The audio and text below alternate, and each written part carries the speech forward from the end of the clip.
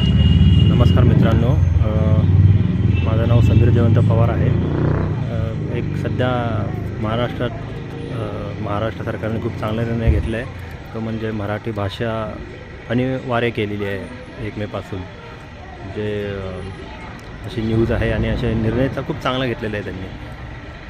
त्याचं स्वागत करायला हवं खरं तर, की मराठी रिक्षा टॅक्सी चालक यांनी बोलायला हवी आणि आपणही बोलायला हवी।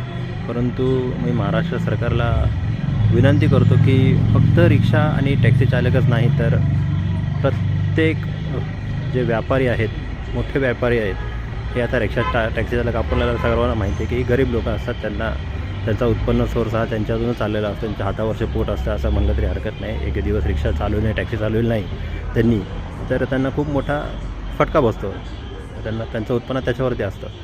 आणि हे मान्य आहे मला की त्यांना यायला हवी मराठी, महाराष्ट्रात राहतात, त्याबद्दलही काही विषय येत नाही त्याच्यामध्ये।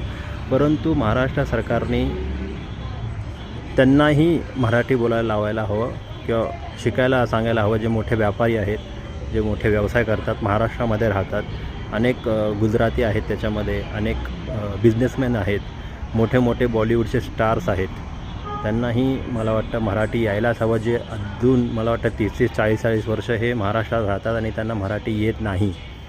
मला वाटतं पूर्णच बॉलिवूड हे महाराष्ट्रात सध्या मुंबईमध्ये वास्तव्य करतं।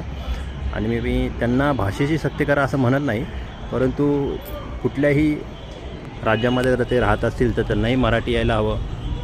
आणि मला वाटतं ज्या शाळा आहेत, स्कूल्स आहेत मोठ्या, तिथूनही त्यांनाही आदेशित करावं की मराठी त्यांना अनिवार्य असेलही, ह्याच्याबद्दल मला जास्त माहीत नाही, परंतु त्यांनाही असायला हवं।